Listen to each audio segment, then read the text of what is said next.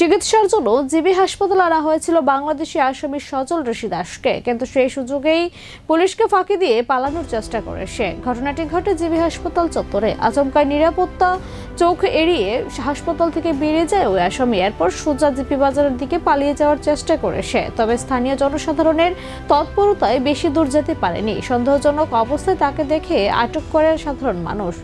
পরে খবর পেয়ে ঘটনাস্থলে পৌঁছে পুলিশ এসে তাকে পুনরায় নিজেদের হেফাজতে নেয়। কিভাবে এত বড় নিরাপত্তা গাফিলতি হলো তা নিয়ে ইতিমধ্যেই প্রশ্ন উঠতে শুরু করেছে। এই ঘটনায় হাসপাতাল ও পুলিশের নিরাপত্তা ব্যবস্থার উপরে উঠছে বড়সড় প্রশ্ন। তদন্ত শুরু করেছে প্রশাসন।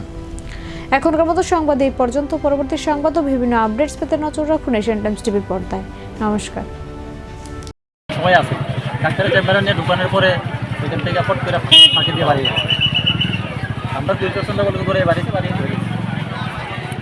তুই এত পুলিশ নিরাপত্তা থাকা সত্ত্বেও কিভাবে সে পালিয়ে যাওয়ার চেষ্টা করছে? না আমরা পুলিশ স্টেশন তো আসিলই, চেম্বারে তো এক আসলো, চেম্বারে তো পুলিশ স্টেশন যান না, চেম্বারের ফাঁকি দিয়ে সে ঢুক দিয়ে বাড়িয়ে লগে আমরা পুলিশ স্টেশন করে কিসের জন্য চিকিৎসা করানোর জন্য আনছে?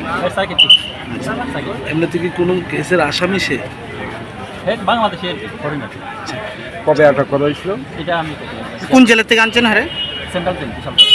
নামটা কি? নামটা সজল ঋষি দাস। মানে আপনাদের এখানে কতদিন যাব? এটা 3 মাস।